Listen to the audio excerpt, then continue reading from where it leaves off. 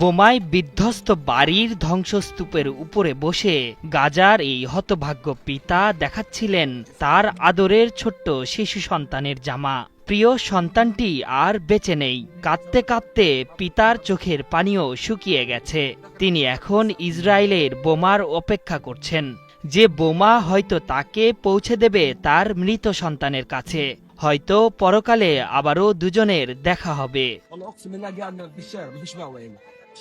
দখলদার ইসরায়েল যেভাবে গাজায় ধ্বংসযজ্ঞ চালাচ্ছে, তাতে এই জনপদ পুরো মৃত্যুপুরী হতে আর মাত্র কয়েকদিনের অপেক্ষা। তাহলেই পূর্ণ হবে নেতানিয়াহু ট্রাম্পের খায়েশ। গাজা তারা বানাবেন আমোদ প্রমোদের রিসোর্ট ক্যাসিনো, যেখানকার হই হুল্লোড়ে চাপা পড়ে যাবে প্রত্যেকটি গাজাবাসীর মৃত্যু মুহূর্তের শেষ আর্তনাদ। ফিলিস্তিনি জনগণের মাঝ থেকে এইমাত্র নতুন একটা পোস্ট পাওয়া গেছে, যে তারা পোস্টে লিখছে যে তাদের জন্য কাউকে আর বিরক্ত হতে হবে না, তাদের খবর আর কাউকে বিরক্ত করবে না। কারণ ইসরায়েলের যে বোমাবর্ষ হামলায় হচ্ছে আজকের দিনে 24 ঘন্টায় 86 জনের মৃত্যু হয়েছে, 316 জনের মতো আহত হয়েছে। আর এরকম বোমা হামলা চলতে থাকলে তারা 24 ঘন্টার মধ্যে ফিলিস্তিনিরা এত দুর্বল কেন? কারণ জানেন, কারণ হচ্ছে ফিলিস্তিনিদের ক্ষমতা ইসরায়েলিদের হাতে। এমনকি তাদের দেশের গ্রাম পুলিশের একটা ক্ষমতাও ইসরায়েলিদের হাতে। তাদের দেশের যত বোমা, তাদের যত শক্তি, সৈন্য সামন্ত, অস্ত্র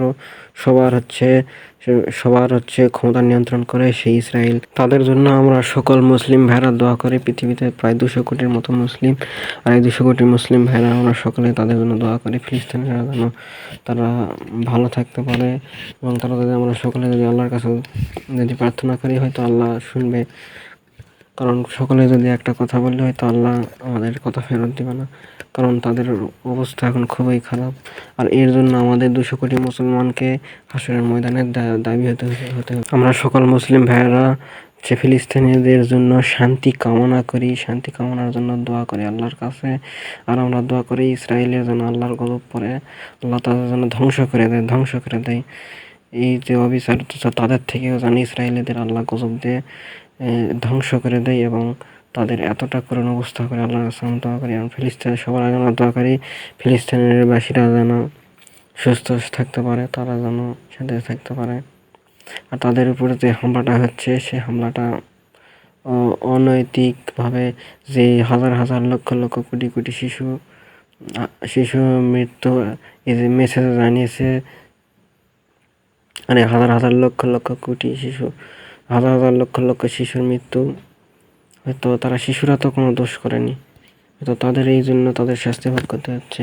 ইসরায়েলে এই পর্যন্ত মোট 50,000-এর মতো মানুষ মৃত।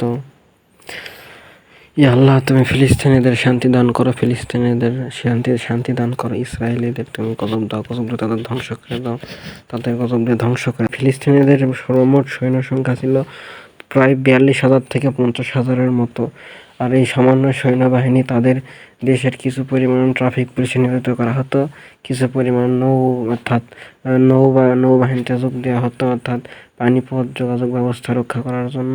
তাদের কোনো হচ্ছে বিমান বাহিনী কিংবা কোনো ভারী অস্ত্র সব কিছুই নেই। আর এসব কিছু না থাকার কারণ হচ্ছে ইসরায়েল তাদের কিছুই করতে দেয় না।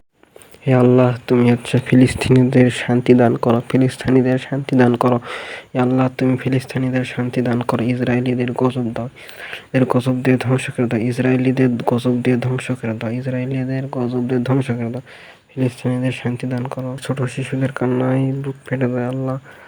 এই ছোট শিশুরা তারা কি ক্ষতি।